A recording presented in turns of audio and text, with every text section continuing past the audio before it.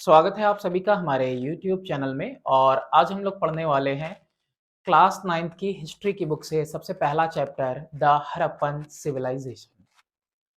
तो शुरुआत करते हैं हम लोग इस चैप्टर की। सबसे पहले देखेंगे सिविलाइजेशन क्या है।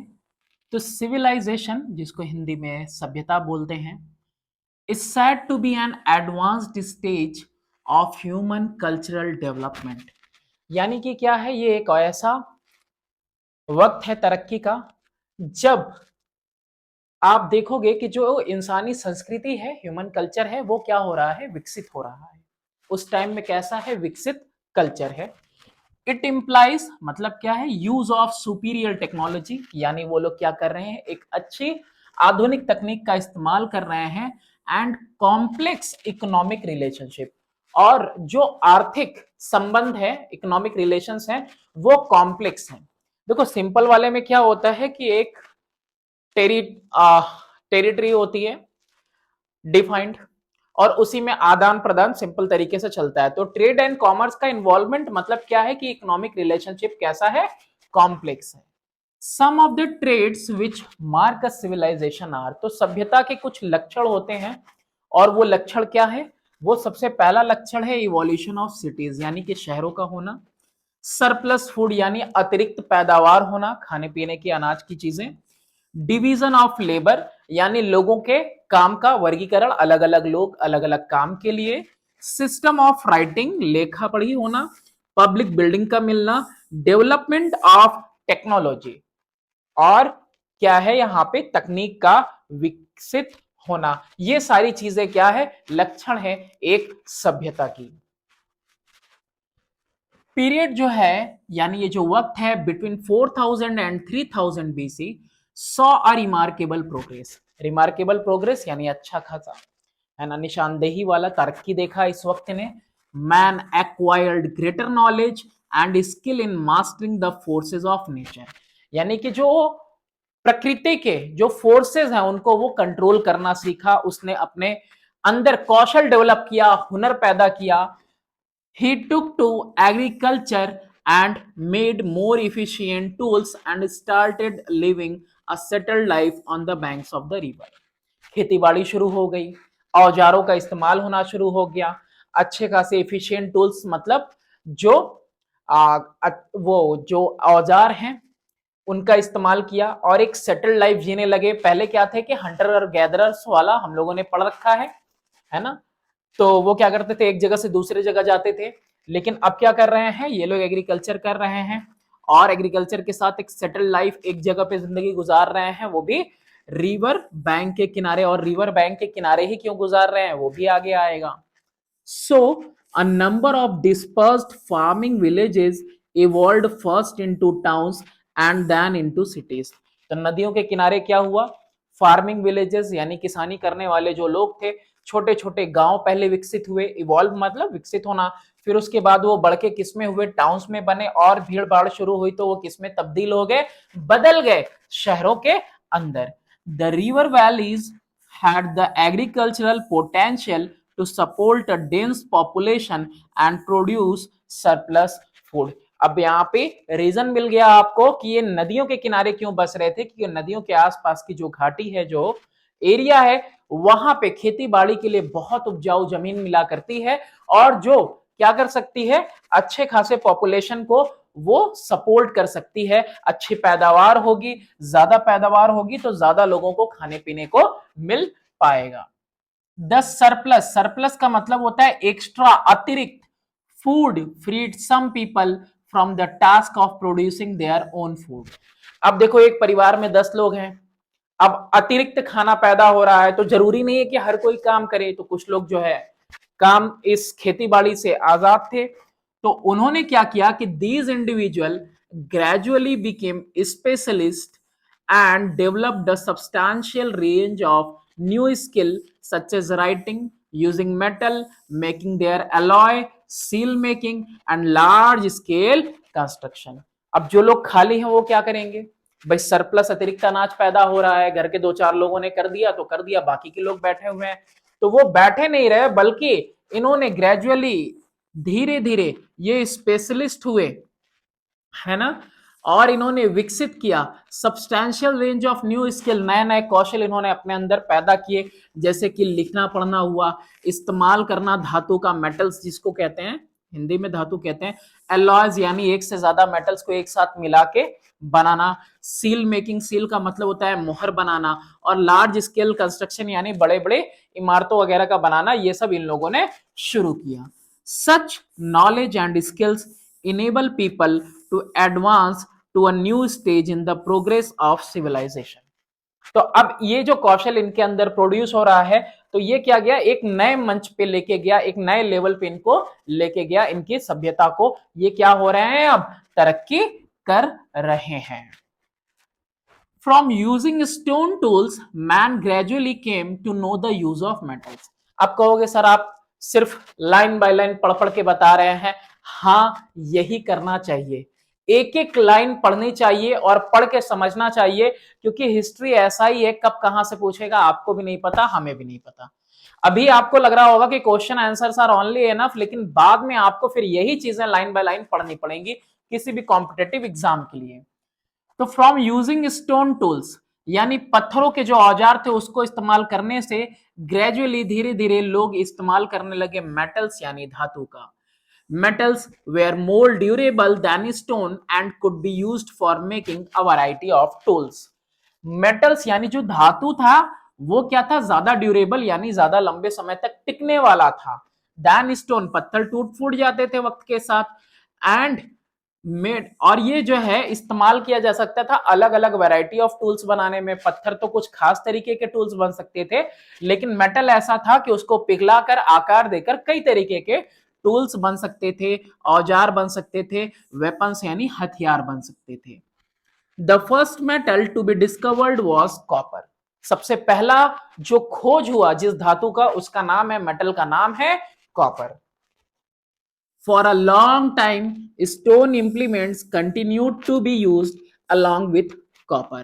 यानी जो पत्थर के औजार थे उसको कॉपर के साथ एक लंबे समय तक इस्तेमाल किया गया। This period when man used both stone and copper। तो ऐसा वक्त है ना, ऐसा पीरियड जब इंसानों ने पत्थर भी इस्तेमाल किया और कॉपर के भी औजार दोनों साथ में इस्तेमाल किए, इस वक्त को, इस पीरियड को कहते हैं कैल्कोलिथिक पीरियड। ठीक है, यहां से इसकी डेफिनेशन भी मिल जा रही है। कैल्कोलिथिक पीरियड कौन सा पीरियड है, when stone and copper tools both were used together. Later on man learned the art of mixing copper with tin और zinc to produce the alloy called bronze. बाद में धीरे धीरे वक्त बीतने के साथ इंसान ने क्या सीखा, कला सीखी। कैसी कला, आर्ट मतलब होता है कला, कि उसने शुरू किया मिक्स करना, कॉपर को मिलाया किसके साथ, टिन के साथ, या कॉपर को मिलाया जिंक के साथ, ब्रॉन्ज बनाने के लिए एलॉय बनाया। Bronze is harder and more ductile than copper and is therefore more suitable for the manufacture of tools and weapons. अब इसकी खासियत क्या है इस एलॉय की, ये ज्यादा मजबूत है और डक्टाइल यानी कि इसको पिघलाकर आकार दिया जा सकता है। मेनली तार बनाने को कहते हैं, लेकिन मेनली ये है कि डक्टाइल है तो इसका मतलब उसको आकार दिया जा सकता है। और कॉपर से ज्यादा बेहतर था, ज्यादा सुइटेबल यानी अच्छा था औजार बनाने के लिए और हथियार बनाने के लिए। Because of the importance of bronze in the growth of the first civilisations, शुरुआत की जो सभ्यताएं थी उसमें ब्रॉन्ज का, इस एलॉय का बहुत ज्यादा जो है इंपॉर्टेंस था। तो उसकी वजह से दीज सिविलाइजेशन, ये जो सभ्यताएं शुरुआत की थी, इनका नाम पड़ा द ब्रोंज एज सिविलाइजेशंस। क्या नाम पड़ गया, ब्रॉन्ज के इस्तेमाल की वजह से बहुत ज्यादा खासतौर पे इसका इस्तेमाल किया जा रहा था, तो इसीलिए इस सभ्यताओं का नाम क्या पड़ा, ब्रॉन्ज एज सिविलाइजेशंस। अब यहां पे 2500 BC तक 4 ब्रॉन्ज एज सिविलाइजेशंस इमर्ज्ड। ऐसा है नहीं है कि सिर्फ एक पर्टिकुलर जगह पे ही, एक ही जगह पे, एक ज्योग्राफिकल एरिया में ही इसका इस्तेमाल हो रहा था, बल्कि कई जगह पे। देखो, एक तो हड़प्पन सिविलाइजेशन है in the northern and western part of India, यानी जो हिंदुस्तान का आपका नक्शा है, इसके उत्तरी इलाके में, और उत्तरी इलाके के साथ साथ पश्चिमी इलाके में जो हिंदुस्तान और पाकिस्तान का हिस्सा है, वहां पे ये सभ्यता रही। Mesopotamian civilisation on the bank of river Euphrates and Tigris, इन दोनों नदियों के पास, जो कि इस समय कहां पे है, इराक में पड़ता है। इसके बाद तीसरा चाइनीज सभ्यता थी, वो घाटियों में थी, हुआंग हो रिवर और यांगत्से रिवर के आसपास ये सभ्यता उभरी। फिर इजिप्शियन सिविलाइजेशन, ये भी सभ्यता थी जो ब्रॉन्ज एज सिविलाइजेशन कहलाती है, और ये नील नदी के आसपास थी इजिप्ट में। मैप पे भी आप देख सकते हो क्लियरली इनको। ये रहा आपका इजिप्ट वाला एरिया, मेसोपोटामिया सिविलाइजेशन, और ये रहा हड़प्पा और मोहनजोदारो, जो कि नॉर्दर्न और वेस्टर्न पार्ट में हिंदुस्तान और पाकिस्तान के है। और ये रहा, है ना, चाइना के अंदर चाइनीज सभ्यता। फर्दर देखो, जो इतिहास है हिंदुस्तान का, हम लोग क्या सोचते थे कि आर्यंस ने जब से इन्वेड किया है तभी से हिंदुस्तान का इतिहास शुरू होता है। तो the discovery of Indus valley civilisation in the 20th century was an important event in the history of India। वो शायद रेलवे लाइन वगैरह उस समय बिछाई जा रही थी, उस टाइम की बात है कि ढूंढा गया, पक्की ईंटें मिल रही थी, कितनी सारी ईंटें तो उन्होंने रेलवे ट्रैक पे ही लगा दी, लेकिन हद से ज्यादा मिलने लगा, वो भी ऐसे ब्रिक्स थे जो कि बर्न्ड किए हुए थे। तो वहां पे जब ढूंढा गया तो क्या मिला, इंडस वैली सिविलाइजेशन का डिस्कवर हुआ, यानी खोज हुई, और ये बहुत ही इंपॉर्टेंट घटना थी हिंदुस्तान के इतिहास में। Up to this time, it was believed that the history of India began with the advent of Aryans। Aryans जब आए तभी से हिंदुस्तान का इतिहास शुरू हुआ, लेकिन इसके मिलने के बाद क्या हुआ, however, the discovery of the Harappan civilization is traced back the origin of the Indian history so as to put it at par with the oldest civilization of the world। at par पढ़ा होगा तुमने, at premium, at par, ये class 10th की book में आप अभी पढ़ोगे, GST वो उसमें शेयर एंड डिविडेंड में। तो जो डिस्कवरी है आप हड़प्पन सभ्यता की, जो डिस्कवरी हुई कि हिंदुस्तान में भी हड़प्पन सभ्यता थी, अब ये हिंदुस्तान के इतिहास को कहां लेके जाता है, इक्वली लेके जाता है उन पुरानी सभ्यताओं के साथ जो बहुत पुरानी सभ्यताएं हैं, नेमली कौन सी, मेसोपोटामियन सिविलाइजेशन और इजिप्शियन सिविलाइजेशन। कि अरे ये हमारी सभ्यता आर्यन से नहीं शुरू हुई, बल्कि जितनी पुरानी इजिप्शियन सभ्यताएं हैं, मेसोपोटामियन सिविलाइजेशंस हैं, सभ्यताएं हैं, उतनी ही पुराना इतिहास तो हमारे हिंदुस्तान का भी है। The Indus Valley civilization is best known as the Harappan culture। Harappan संस्कृति कहा जाता है और द हड़प्पन सिविलाइजेशन या हड़प्पन सभ्यता भी कहा जाता है, दोनों नाम से पुकारा जाता है। द टर्म कल्चर, कल्चर मतलब संस्कृति क्या है, is used by the archaeologist. Archaeologist ये पुरातत्व विभाग वाले जो होते हैं, वो जो ब्रश वगैरह लेके छेने तौड़े से सब कुछ ढूंढते रहते हैं, है ना, पुरानी चीजों का संग्रह कहते हैं। For a group of objects, एक ग्रुप हो ऑब्जेक्ट का, डिस्टिंक्टिव इन स्टाइल, यानी अलग तरह का उनका पैटर्न हो, डिजाइन हो चीजों का, ऑब्जेक्ट्स का, दैट आर यूजुअली, जो आमतौर पे टुगेदर एक साथ मिले, with a specific geographical area, एक ज्योग्राफिकल एरिया में यानी एक जगह पे मिले, एंड पीरियड ऑफ टाइम, और एक पर्टिकुलर वक्त के अकॉर्डिंग मिले, है ना, यानी कि एक पीरियड के मिले, कि मतलब उस टाइम में वैसे थे। तो in the cases of Harappan culture, Harappan संस्कृति के भी केस में यही था कि these distinctive object are seal, weights, stone blades and baked bricks, यानी कि एक कल्चर पूरा का पूरा, एक सभ्यता पूरा का पूरा मिला, एक गांव कह लो, गांव तो नहीं कहेंगे, शहर कहेंगे, कि एक शहर पूरा का पूरा मिला, जहां पे अलग पैटर्न के आपको देखने के मिल रहे हैं, कुछ औजार मिले, कुछ टूल्स वगैरह मिले, वेपन्स वगैरह मिले, पत्थर के बने हुए ब्लेड्स वगैरह मिले, और बर्न्ट ब्रिक्स मिले, वेट्स मिले तौलने वाले। तो ये सारी चीजें एक जगह पर मिली, जो कि एक पर्टिकुलर टेरिटरी, एक ज्योग्राफिकल एरिया के अंदर मिली, और ये डिनोट करती थी कि हाँ ये एक पर्टिकुलर पीरियड में इन सब चीजों का इस्तेमाल किया जाता रहा होगा। It is also called the Harappan civilization because the Harappan site was the first to be discovered in 1921 at the modern site of Harappan situated in the province of West Punjab in Pakistan. इसको हड़प्पन सभ्यता इसलिए भी कहा गया क्योंकि Harappan civilisation, ये क्योंकि हड़प्पन ही site वो है जो सबसे पहली बार 1921 में 1921 में इसको डिस्कवर किया गया। और ये इस समय करंट में देखो बंटवारा कब हुआ है 1947 में ना, तो 1921 में मिला। अब ये जो जगह है ये इस समय प्रांत में पड़ती है पश्चिम पंजाब में, जो कि हिस्सा है किसका, पाकिस्तान का, ठीक है। तो उस जगह पे ये पड़ती है। मोहनजोदारो वॉज डिस्कवर्ड इन 1922, एक साल बाद मोहनजोदारो डिस्कवर किया गया, और इस पे ऋतिक रोशन की मूवी भी आई हुई है जो तुम देख सकते हो। Both the sites lie in the Indus valley region, और दोनों के दोनों साइट कहां पे लाई करते हैं, ये इंडस वैली रीजन में लाई करते हैं। सोर्सेज, सोर्सेज का मतलब है कि इस सभ्यता के बारे में हमको इंफॉर्मेशन कैसे मिलेगा, कहां से मिलेगा। रिटन रिकॉर्ड तो मिलेगा नहीं, तो कैसे मिलेगा। Our knowledge of the Harappan civilisation is based entirely on the archaeological remains such as building, pottery, sculpture, seals and cemeteries। क्या मतलब है इसका, हमको जो ज्ञान मिल रहा है, हमको जो नॉलेज मिल रहा है हड़प्पन सभ्यता के बारे में, वो पूरी तरह से किसके ऊपर बेस्ड है, आर्कोलॉजिकल यानी पुरातत्व बची खुची चीजें, जैसे कि बिल्डिंग्स मिले हमको, पॉटरी यानी कि मिट्टी के बर्तन वगैरह, क्ले वगैरह के, मूर्तियां मिली, मोहर मिले और कब्रें मिली। इन सब से ही बस उस सभ्यता की हमको जानकारी मिलती है।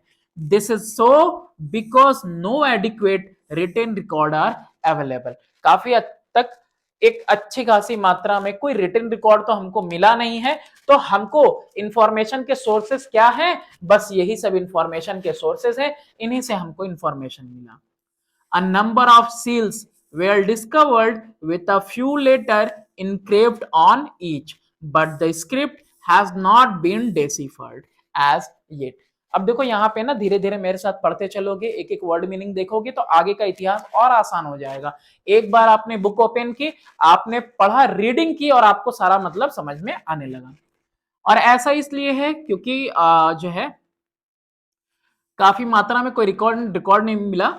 एक बहुत सारे हमको क्या मिले, सील्स मिले। सील्स का मतलब ये है मोहर, है ना, ये दिख रहा है, ये सील्स। इस तरह से हम लोगों को बहुत सारी मोहर मिली, और मोहर के ऊपर जो है कुछ लेटर्स, कुछ अक्षर लिखे हुए हैं। लेकिन इन अक्षरों के बारे में बात की जाए, इनग्रेव्ड यानी उसके ऊपर कुरेदे हुए हैं, लेकिन ये जो स्क्रिप्ट है अभी तक पढ़ी नहीं जा सकी है, समझा नहीं जा सका है। अभी उनकी लैंग्वेज उस टाइम की, तो अब हमको कैसे पता चलेगा कि क्या लिख दिया उन्होंने। Therefore, the major sources of our information about Harappan civilization are the following। तो इसीलिए जो मेजर यानी कि मेन सोर्सेज हैं, जो बड़े सोर्स हैं जिससे हमको नॉलेज मिलता है हड़प्पन सिविलाइजेशन के बारे में, वो क्या क्या है। सबसे पहला इसमें हमको मिला है ग्रेट बाथ। अब ये ग्रेट बाथ क्या है देखते हैं। The great bath is one of the largest public building at Mohenjodaro. Mohenjodaro वाली जो साइट है वहां पे सबसे बड़ा जो पब्लिक बिल्डिंग है वो जो हमको मिला है, वो मिला है great bath. It has a large rectangular tank in a courtyard surrounded by corridor on all four sides। मतलब क्या है, एक तो ये रेक्टेंगुलर है, रेक्टेंगुलर मतलब लेंथ और ब्रेड्थ हो जिसमें, ठीक है, रेक्टेंगुलर है, और कोर्टयार्ड यानी आंगन में है, और ये आंगन चारों तरफ गलियारे से घिरा हुआ है, ठीक है। ये जो आंगन दिख रहा है ये आंगन में मिल रहा है तुमको, और ये आंगन देखो चारों तरफ से क्या है, गलियारे से ये घिरा हुआ है। There are two flights of steps, one of the north and the other in the south, leading into the tank। देखो एक ये है यहाँ पे और एक इस साइड से, ये क्या है, सीढ़ियां हैं जो कि टैंक की तरफ जा रही हैं। To make the pool water tight, burnt bricks and mortar lined with bitumen and gypsum were used for construction. अब इसको वाटर टाइट बनाने के लिए हमारे यहाँ तो प्लास्टर होता है सीमेंट और बालू मिला के, तो यहाँ पे वाटर टाइट बनाना पूल को, यानी ये पूल है एक तरह का स्नान करने की जगह, तो इसको पानी कहीं से ना निकले इसलिए यहाँ पे जली हुई बर्न्ट ब्रिक्स यानी कि ऐसे ईंटों का इस्तेमाल किया गया जो आजकल हम लोग करते हैं, भट्टे में ईंटें सेकी जाती हैं। और मसाले जो लगाए गए उसमें अलकतरा है, बिटुमेन है, कोयले का product, gypsum, calcium sulphate, semi hydrate, gypsum का इस्तेमाल किया गया है इसको बनाने में। The water for the bath was provided by a well in an adjacent room. कहीं बगल में ही क्या है, एक रूम में एक कुआं है जिस कुएं से इसमें पानी भरा जाता था। इसको पानी कहां से मिलता था, बगल के कुएं से। Surrounding the bath were porticos and sets of room and a stairway which led to an upper story. अब बात के चारों तरफ क्या था, पोर्टिकोस थे। पोर्टिकोस का मतलब होता है बरामदा, और सेट ऑफ रूम्स थे यानी कि वहां पे कमरे थे, और सीढ़ियां थी जो लेके जाती थी ऊपर के कमरों तक, अपर स्टोरी तक, है ना। ये पोर्टिकोस का मतलब ये भी होता है कि खंबेदार दरवाजा हो यानी कि उसके ऊपर छांव हो वहां से एंट्रेंस के लिए। Some scholars believe that these rooms were provided for the member of some kind of priesthood. कुछ लोगों का ये मानना है, विद्वानों का, स्कॉलर्स का मानना है कि ये जो रूम थे वो सदस्यों को दिए जाते थे जो प्रीस्टहुड वाले, पादरी वगैरह वाले होते होंगे उनको। Whereas other think that the rooms were provided for changing clothes. और दूसरे क्या सोचते हैं कि भाई स्नानघर है तो आसपास अगर कमरे बने हुए हैं तो वो कपड़े बदलने के लिए होंगे। This structure with several distinctive feature has led scholar to suggest that it was meant for some kind of a ritual bath. और ये जो इस तरह का स्ट्रक्चर है, इतना बड़ा स्ट्रक्चर है मोहनजोदारो में जो मिला, इससे लोगों को ये समझ में आया कि ये सजेस्ट करता है कि ये किसके लिए है, रिचुअल बात के लिए, कुछ रीति रिवाज वाला स्नान यहां पर हुआ करता होगा। किसी अकेले के लिए तो होगा नहीं वो इतना बड़ा। The great bath is an important source of information that throws light on the life of the people and culture of the civilisation.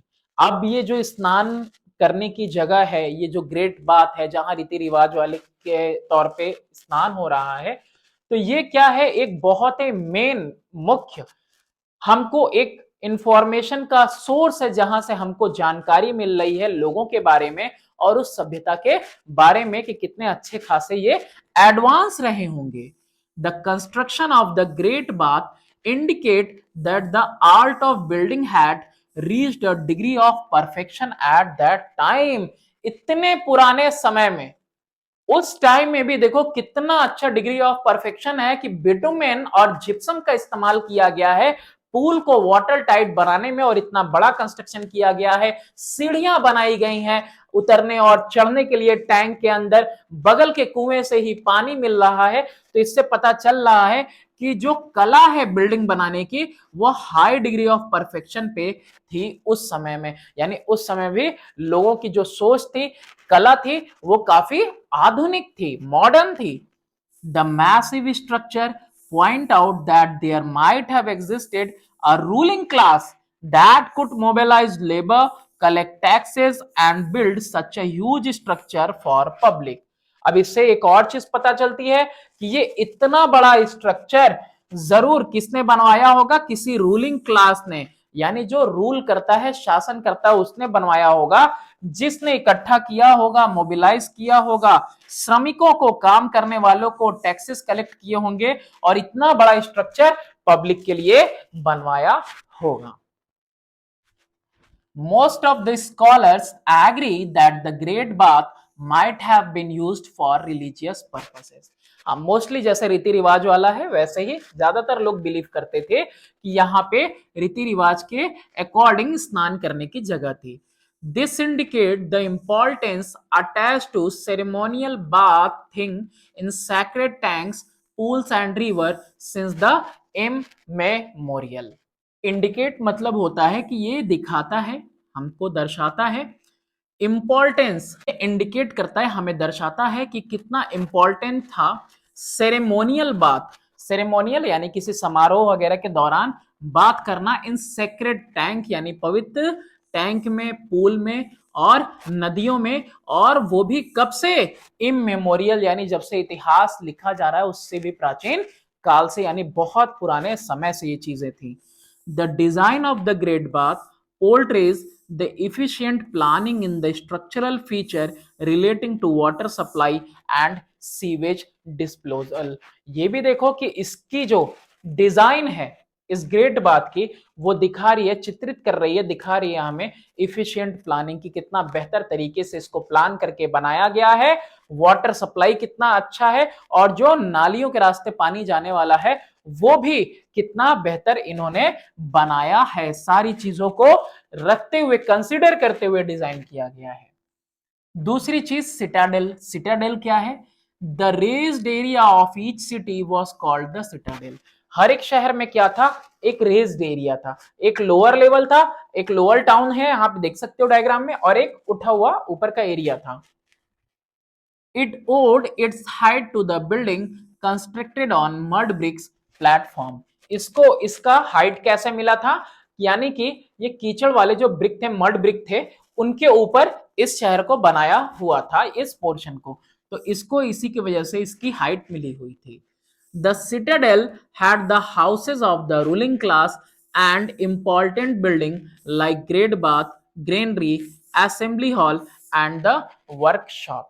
ये जो सिटाडेल है इसमें आप देखोगे तो इसमें आपको मिलेगा रूलिंग क्लास, जो शासन करते हैं उनके घर होंगे, और इसमें मेन बिल्डिंग्स होंगी जैसे ग्रेट बाथ वगैरह की तरह, ग्रेनरी जहां पे अनाज रखा जाता है, असेंबली हॉल जहां पे सब एकत्रित होकर किसी बात पे डिस्कशन करते होंगे, और वर्कशॉप यानी कि काम करने की जगह, है ना। ये सारी चीजें कहां मिलती हैं? सिटाडेल में।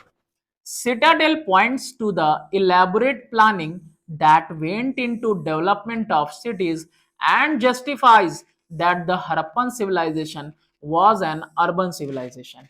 अब ये जो सिटाडेल वाला कंस्ट्रक्शन है, एक अपर लेवल पे कंस्ट्रक्शन, जहां पे पब्लिक बिल्डिंग्स का होना और चीजों का होना, ये जस्टिफाई करता है कि जो हड़प्पा की सभ्यता थी वो कैसी थी? वो शहरी सभ्यता थी, अर्बन सिविलाइजेशन थी।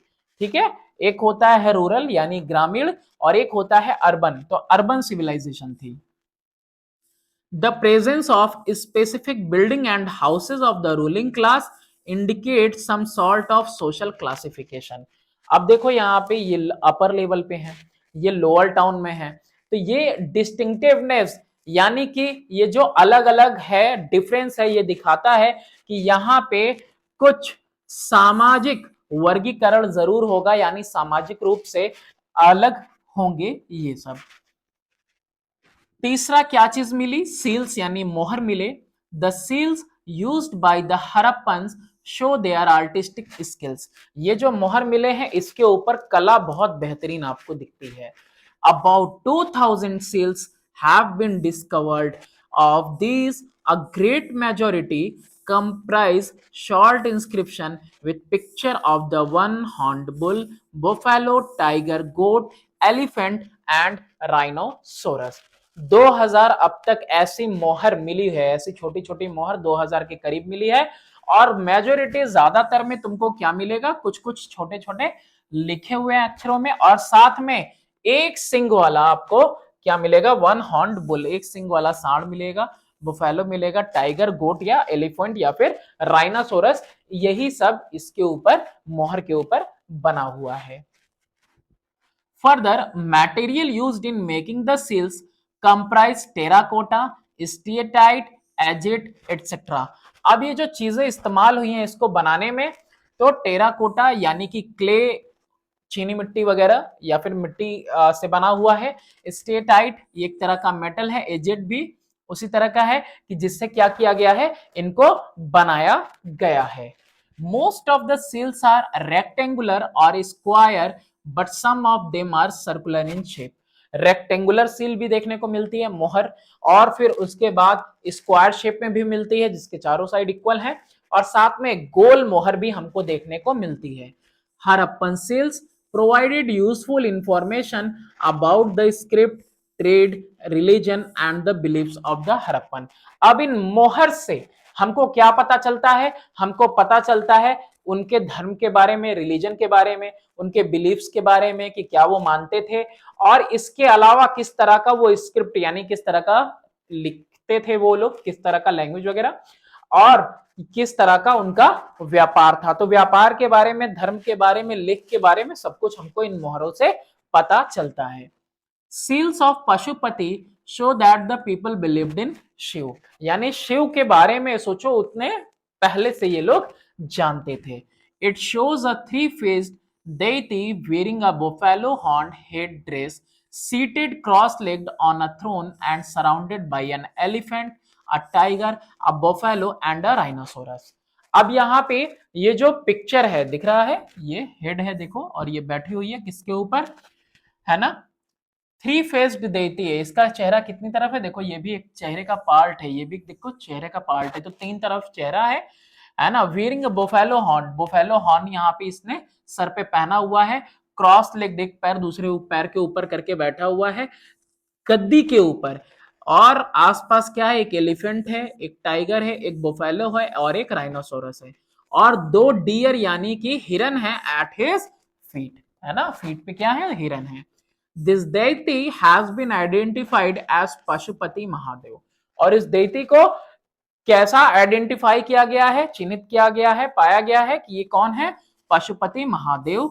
The unicorn seal shows their mythical belief, और ये जो यूनिकॉर्न है ये दिखाता है इनके मिथिकल बिलीफ के बारे में, है ना, एक सिंग वाला इनका ये जो है ट्रेडिशनल पारंपरिक बिलीफ को दिखाता है, मान्यता को। The seals bear some kind of script which has not yet been deciphered, हर एक सील पे कुछ ना कुछ लिखा हुआ है लेकिन उसको अभी तक समझा नहीं जा सका है कि लिखा क्या है। The seals were used by traders to stamp their goods, है ना, मोहर लगाई जाती है, ठप्पा लगाया जाता था, तो है, तो इन सील्स का भी वही इस्तेमाल था। After a bag with goods was tied, a layer of wet clay was applied on the knot। जब गांठ बांध दी जाती थी तो उस पे क्ले का, चीनी मिट्टी का एक लिक्विड स्टिप लगाया जाता था और उस पे मोहर मार दी जाती थी, थोड़ी देर में सूख जाएगा और मोहर उसके ऊपर उभर आएगी। And the seal was placed on it, है ना, दबा दिया मोहर लगा के। These seals were found in different regions, और ये सील जो है अलग अलग क्षेत्रों में मिले हैं। This indicate that the Harappan trade had spread over a vast area। अब इस तरह के सील का एक जगह के बजाय दूसरे जगह भी मिलना, इसका मतलब ये है कि आपस में कनेक्शन जरूर रहा होगा, यानी कि इनका जो व्यापार है वो दूर तक फैला रहा होगा। फर्दर एक बियर्डेड मैन मिला है, बियर्डेड मैन ये भी एक सोर्स ऑफ इंफॉर्मेशन है, देखो दाढ़ी वाला आदमी। The stone sculpture of a man with beard was discovered from Mohenjodaro. तो ये दाढ़ी वाला आदमी कहां से मिला है, इसकी मूर्ति मिली है मोहनजोदारो से। The statue has a shawl worn over the left shoulder and the eyes are half closed, यानी आंखें आधी बंद है और इसने क्या किया हुआ है, एक शॉल ओढ़ा हुआ है। Therefore, some scholar believe that this is the statue of a yogi। तो कुछ विद्वान कहते हैं ये किसी योगी की तस्वीर होगी। This sculpture is of high artistic value and points to the existence of skilled artisan in the Harappan civilization। अब देखो आजकल मूर्तियां बनाई जाती हैं, भीमराव अंबेडकर साहब की मूर्ति बनती है, पटेल जी की बनती है, हर किसी की बनती है। तो वो मूर्तियां आज देखोगे कि कैसे वो सीजल और वो हैमर का इस्तेमाल करके बनती हैं, लेकिन उस टाइम में भी इस तरह का बनाया जाता था विदाउट मशीनरी, औजारों से भी। तो इसका मतलब कि उस समय भी क्या थे, जो आर्टिजन थे, जो कलाकार थे, वो हाई डिग्री परफेक्शन रखते थे, काफी हुनरमंद थे। फिफ्थ है डांसिंग गर्ल, ये पढ़ क्या रहा है, सोर्सेज ऑफ इंफॉर्मेशन। इस सबसे हम लोगों को हड़प्पन सभ्यता के बारे में पता चलता है। एक डांसिंग गर्ल मिली है, the bronze statue of dancing girl found at Mohenjo-daro is a masterpiece of art and it shows a high degree of development in the art of sculpture. यानी मूर्ति कला में ये जो मूर्ति है दर्शाती है उस वक्त की मिली हुई मूर्ति कि उस टाइम में जो कला थी वो बिल्कुल हाई डिग्री परफेक्शन पे थी, मतलब बहुत ही बेहतरीन थी. This the figurine shows vigour variety and Ingenuity. Vigour यानी जोश दिखाती है, विविधता दिखाती है, इंजेनिटी यानी सरलता दिखाती है ये मूर्ति. The right arm of the dancing girl rest on the hip and the left arm is heavily bangled. एक हाथ इसका अपना कमर पे है और दूसरे हाथ में ढेर सारे इसने कंगन पहन रखे हैं. It hold a small ball against her left leg. और बाएं पैर के पास इसने क्या लिया हुआ है हाथ में, इसके एक कटोरा है. डॉकयार्ड. अभी यहां पे देखो एक डॉकयार्ड भी मिला हुआ है. Rectangular dockyard was discovered at Lothal in Gujarat. Lothal site का नाम है, गुजरात में है. तो यहाँ पे इसको यहाँ पे हमको क्या मिला, एक डॉकयार्ड मिला. It was surrounded by a massive brick wall. बड़े बड़े मोटे मोटे दीवारों से ये घिरा हुआ डॉकयार्ड हमको मिला है. प्रोबेबली यानी शायद as protection against this flood, यानी कि ये बाढ़ से बचाव के लिए शायद ये दीवारें रही होंगी. The dockyard made Lothal dockyard of baked bricks was connected by channels to the Gulf of Cambay. और ये कनेक्टेड है किसके साथ, गल्फ ऑफ कैम्बे के साथ कनेक्टेड है. Lothal was an important trading and manufacturing center of the Indus Valley civilization and was used for carrying out overseas trade. यानी कि ये जो पानी है, बाढ़ का पानी, उससे रोकने के लिए बड़ी बड़ी दीवारें थी. और फिर यहां से क्या होता होगा, ये गल्फ ऑफ कैम्बे से कनेक्ट करता है, तो इसका मतलब यहां से जहाजें जाती होंगी और व्यापार समंदर पार तक होता रहा होगा. तो ये इंफॉर्मेशन मिली हमें इससे. फिर इसके बाद है स्क्रिप्ट. स्क्रिप्ट यानी कि ये उभरे हुए जो यहाँ पे आपको लेख दिख रहे हैं, इसकी बात करते हैं. तो इससे क्या पता चलता है कि Harappan used the script which is regarded as pictographic since its sign represent bird, fish and variety of the human form.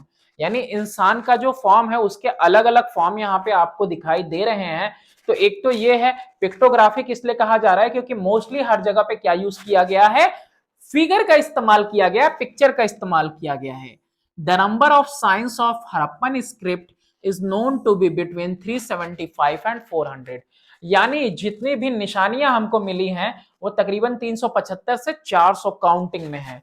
The script is found inscribed on a number of seal, copper tool, rim of jar, copper and terracotta tablets, jewellery and on an ancient sign board.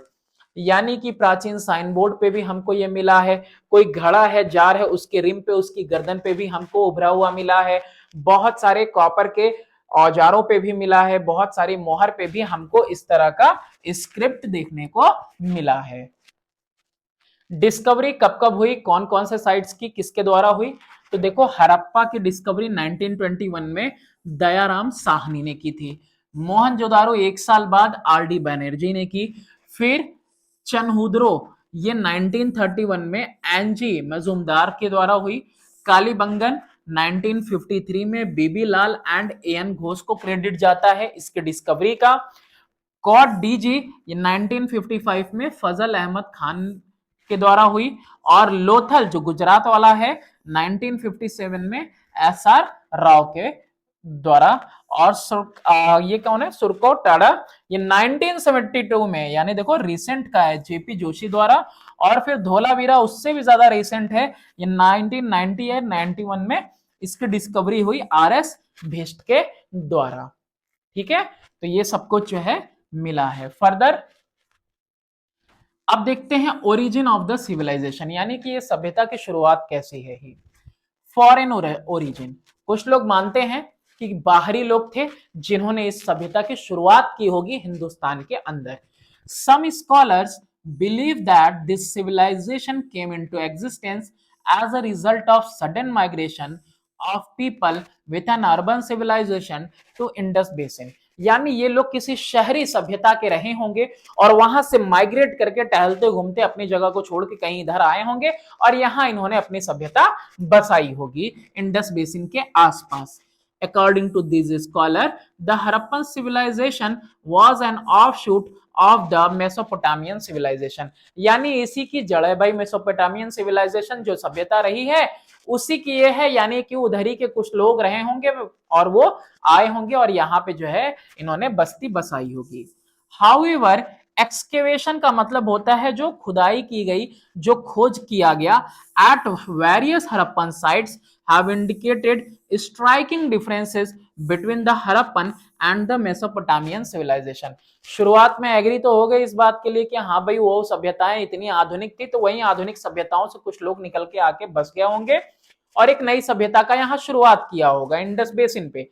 लेकिन जब खुदाई हुई तो वहां पे जो चीजें मिली वो मेसोपोटामियन सिविलाइजेशन से इतनी ज्यादा अलग थी कि उसने सोचने पे मजबूर कर दिया कि नहीं, जरूर वो सभ्यता और ये सभ्यता एक जैसे नहीं है। स्ट्राइकिंग डिफरेंस, अच्छी खासी अलग अलग चीजें पाई गई हैं, दोनों जगह पे मेल नहीं खाती हैं। Some scholar also held the view that trade with Mesopotamia played an important role in the transformation of the Harappan civilization from the early stage to the mature phase।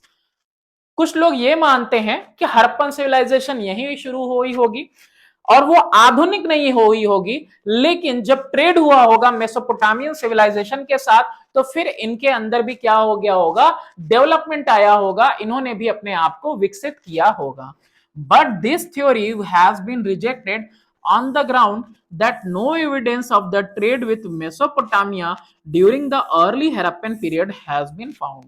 अब शुरुआती दौर में हड़प्पन सभ्यता के ऐसा कोई सबूत नहीं मिलता है कि उनके साथ इनका व्यापार था ही, तो उसका भी 100% सबूत नहीं मिलता है। तो कैसे कह सकते हो कि हाँ उन लोगों का जो है इन्फ्लुएंस रहा होगा, उनके प्रभाव से ही इन लोगों ने अपने आप को विकसित किया होगा। इंडिजिनस ओरिजिन, ये अलग थ्योरी है। फॉरेन मतलब बाहर का, इंडिजिनस का मतलब होता है स्वदेशी, यानी अपने ही देश में इनकी उत्पत्ति हुई थी और ये आधुनिक हुए। The recent researches show that roots of the Harappan civilization lie deep in the Indian soil। अब अभी की जो खोजबीन हुई है उससे ये पता चल रहा है थ्योरेटिकली, ये कहा जा रहा है कि जो हड़प्पा संस्कृति है वो उसकी इजाद, उसकी जड़ें हिंदुस्तान की ही मिट्टी में हैं। According to some historians, the urban Harappan culture was only an outgrowth of the extensive local villages culture and not of foreign origin। कहना यह है कि भाई गांव ही रहा होगा, गांव से नगर बना होगा, नगर से शहर बना होगा, यानी उन्होंने खुद को विकसित किया होगा, इसकी जड़ें हमारे ही यहाँ हैं।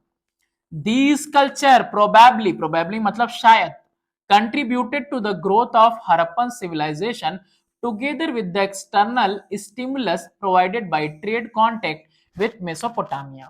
तो अब ये कल्चर वगैरह में ज्यादा इन्फ्लुएंस इस वजह से आया होगा कि ये खुद भी अपने आप को बदल रहे होंगे और थोड़ा बहुत व्यापार की वजह से मेसोपोटामियन के साथ कांटेक्ट रहा होगा कुछ ना कुछ, और जिसकी वजह से इनमें इतनी ज्यादा बदलाव आए।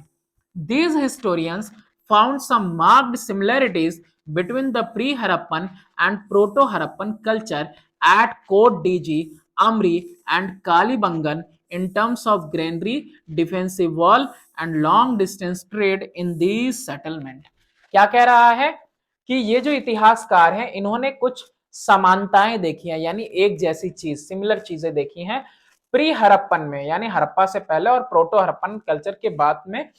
एट कोट डीजी, ये जगह का नाम है, कोट डीजी, अमरी और कालीबंगन में, ग्रेनरी वाले में, ग्रेनरी यानी अनाज रखने का जो तरीका है, जिस तरह की ग्रेनरीज हैं, जिस तरह की डिफेंसिव वॉल रक्षा करने के लिए दीवारें बनाई गई हैं, और दूर दूर तक जो ट्रेड सेटलमेंट है उसमें सिमिलरिटीज देखी गई हैं दोनों में, किसमें, प्री हड़प्पन और प्रोटो हड़प्पन कल्चर्स में।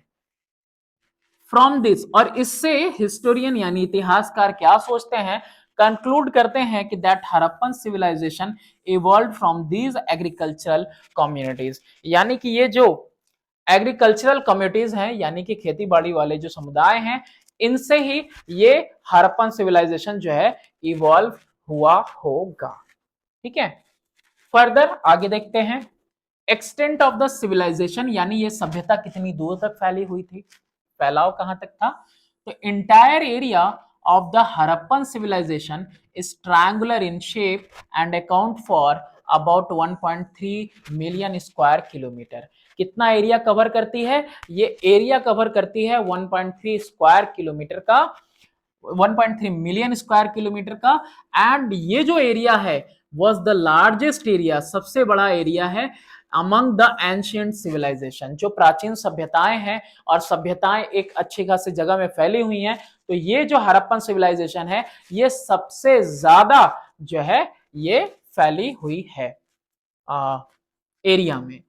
और it extended from Sutkagen Dor on the sea coast of south Baluchistan, देख रहे हो इधर से, इन द वेस्ट, वेस्ट में to Alamgirpur in the upper Ganga Yamuna Doab in western UP, western UP तक उस कोने में फैली हुई है in the east. And from Manda in Jammu, Manda यहाँ ऊपर है, यहाँ मांडा से लेके फिर ये इधर तक पूरी फैली हुई है in the north to Bhagatrav in Narmada estuary in the south. यानी इसका कितना ज्यादा बड़ा एक्सटेंशन है, कितने बड़े एरिया पे इसका फैलाव है, दूर तक फैली हुई है ये area. The Harappan culture covered part of Punjab, Haryana, Sindh, Baluchistan, Gujarat, Rajasthan and fringes of western Uttar Pradesh. और कुछ किनारे भी हैं किसके? उत्तर प्रदेश का भी कुछ किनारा ये कवर करता है ना। ये सब हिस्सा कौन सा? पंजाब का, हरियाणा का, सिंध का, बलूचिस्तान, गुजरात, राजस्थान का। Consequent to the partition of India, बंटवारा हो गया हिंदुस्तान का। The main centres of civilisation Harappa, Mohenjodaro, Chanhudaro and Sutkagendor are now in Pakistan. और ये सब जो है पाकिस्तान का, ये हिंदुस्तान का जो बंटवारा किया गया उसकी वजह से ये सब जो है पाकिस्तान के हिस्से में चला गया है। ठीक है। Some of the center of this civilization in India are Manda, Banawali, Kalibangan, Alamgirpur, Lothal, Ropar and Rangpur. तो इसका केंद्र है, ये सब क्या है? इसका केंद्र है। किसका? इस सभ्यता का कुछ केंद्र हमारे यहाँ भी मिलता है। इन रिसेंट ईयर यानी कि कुछ सालों में, रिसेंट अभी के, many more extension of this civilisation in Gujarat and Punjab have been discovered. और ज्यादा इसके एक्सटेंशन मिल रहे हैं कहां पे? गुजरात में और पंजाब के अंदर मिल रहे हैं। Dholavira in Gujarat is the most prominent among them.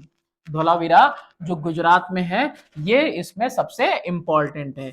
Largest site of the Harappan civilisation however are Mohenjodaro, Harappa, Kalibangan and Lothal. तो लोथल हुआ, कालीबंगन हुआ और मोहनजोदारो हुआ, ये सब क्या है? लार्जेस्ट साइट है इस सभ्यता के। ठीक है तो नाम अलग अलग, लेकिन सबको हड़प्पन सिविलाइजेशन क्यों कहा गया है? क्योंकि मालूम है आपको कि 1921 में दयाराम साहनी ने सबसे पहले इसी की खोज की थी। तो हड़प्पा के शहर को देखो। The two most important Harappan cities are Harappa, Harappa कहां पे है? In Montgomery district of Punjab and Mohenjodaro in Larkana, ये डिस्ट्रिक्ट का नाम है, जिले का नाम है, of Sindh. Now both in Pakistan, जो कि दोनों पाकिस्तान का हिस्सा हो गए हैं। These two cities are linked by the river Indus, ये जुड़े हुए हैं किससे? इंडस रिवर के साथ। And hence the name of the civilisation is Indus valley civilisation, और इसीलिए इनका नाम क्या है? इंडस वैली सिविलाइजेशन है। A third city lies at the Chanhudaro about 130 kilometre south of Mohenjodaro. South में मोहनजोदारो से दक्षिण साइड में आपको एक शहर मिलेगा 130 किलोमीटर पे, जो कि कौन सा है? चनहुदरो। और चौथा जो शहर मिलेगा इज एट लोथल, जो कि गुजरात में है, at the head of gulf of Cambay, जहां पे हम लोगों को क्या मिला था? डॉकयार्ड मिला है। The fifth city lies at Kalibangan in northern Rajasthan and the sixth called Banawali is situated in Hisar district in Haryana. तो कुल मिला के कितने शहर मिले हैं हमको? यहाँ पे 6 शहर मिले हैं इस सभ्यता के। Harappan culture has been found in its mature and flourishing stage not only in these 6 cities but also in the cities of Sutkajender and Surkotada, each which has a citadel. ये जो हमको मिला है ना, ये जो शहर मिला है, ये जो सभ्यता मिली है, मैच्योर स्टेज में मिली है, यानी डेवलपिंग स्टेज में नहीं मिली है, डेवलप्ड स्टेज में मिली है हमको। ये मैच्योर थी उस टाइम में, है ना। और सिर्फ ये 6 शहरों में नहीं, बल्कि जो सुत्कादेंदर और सुरकोटाडा वाला भी हमको साइट मिला है, ये भी क्या था, मैच्योर फेज था, क्योंकि यहां पे भी हमको सिटाडेल मिल रहा है, यानी लोअर पोर्शन से ऊपर बना हुआ है बिल्डिंग वगैरह। The later Harappan phase has also been discovered in Rangpur in Kathiawar in Gujarat. ये भी जगह का नाम है, यहां पे भी इसका लेटर फेज आपको देखने को मिला है। तो हर जगह पे कैसा है, ये अपने मैच्योर फेज में है, डेवलप्ड स्टेज में है। फीचर्स ऑफ अर्बन प्लानिंग, अब ये जो शहरी योजना है उसकी कुछ विशेषताएं हैं। इसमें पहला है, most striking feature of the Harappan civilisation is its urban planning. क्या है इस अर्बन प्लानिंग में? The Indus cities differed from the Sumerian cities in Mesopotamian civilisation in modern Iraq. अब जो सुमेरियन शहर हैं उससे बिल्कुल अलग है अपना हड़प्पन के शहर। While the Sumerian cities developed around the temple and followed a circular pattern, temple है और टेम्पल के इर्द गिर्द सर्कुलर पैटर्न ये फॉलो करते हैं। The Indus cities followed a grid pattern, और हमारे यहाँ जो इंडस सिटीज है वो कैसा पैटर्न फॉलो कर रहे हैं? वो पैटर्न फॉलो कर रहे हैं ग्रिड पैटर्न, ठीक है, ग्रिड पैटर्न फॉलो कर रहे हैं। This is indicated by regularity of the division, the alignment of street, the planning of the houses and public buildings with the provision for thoroughfares। ये provision for thoroughfare और बाकी सारी चीजें देखो क्या है, मतलब यहाँ पे जितने भी रास्ते हैं वो सब 90 डिग्रीज पे कट कर रहे हैं, और इसके अलावा यहाँ पे आसानी से एक जगह से दूसरी जगह मुड़ने के लिए ऐसे चौराहे भी हैं, है ना, जहां से कई रास्ते निकलते हैं और सब ऐसा क्रॉस कर रहे हैं, 90 डिग्री पे क्रॉस कर रहे हैं। सारी पब्लिक बिल्डिंग्स वगैरह इसी तरीके से बनी हुई है। The main characteristic of town planning were the following. अब यहाँ पे जो मेन कुछ विशेषताएं हैं जो शहरी योजना की हैं, कौन कौन सी? Each city was divided into 2 part, हर शहर को 2 हिस्सों में डिवाइड किया गया है। देख ही सकते हो, ऊंची जगह और निचली वाला लोअर टाउन। रेस्ड एरिया को क्या कहा गया है? सिटाडेल, और लोअर टाउन लोअर एरिया को। The citadel owed its height to the building which were constructed on mud brick platform, mud brick के प्लेटफॉर्म बनाए गए थे, फिर उसके बाद कंस्ट्रक्शन किया गया है। The Citadel was separated from the lower town by a wall, और ये सिटाडेल को अलग रखा गया है लोअर टाउन से, किसकी वजह से? एक दीवार की वजह से, एक दीवार कंस्ट्रक्टेड है। द इंपॉर्टेंट बिल्डिंग जैसे कि ग्रेट बाथ, ग्रेनरी अनाज रखने की जगह, असेंबली हॉल जहां पे सब एकत्रित होके मिलेंगे, वर्कशॉप वगैरह जो काम करने की जगह है, were located on the citadel. ये सारी चीजें कहाँ है? ऊपरी हिस्से पर है, सिटाडेल पे। और जो लोअर टाउन है, हैड द रेसिडेंशियल बिल्डिंग, यानी लोगों के रहने की जगह है, where the people lived and work, जहां पे लोग रहते हैं और काम करते हैं। देखो इस तरीके से कैसा दिख रहा है ना, बिल्कुल राइट एंगल पे, राइट एंगल पे, फिर आगे भी ऐसे, और वैसे ही मकान भी बने हुए हैं। The main street followed a grid pattern running from north to south और फ्रॉम ईस्ट टू वेस्ट, है ना, ईस्ट से वेस्ट की तरफ, नॉर्थ से साउथ की तरफ कैसे जा रहे हैं? ये बिल्कुल ग्रिड पैटर्न फॉलो करते हुए।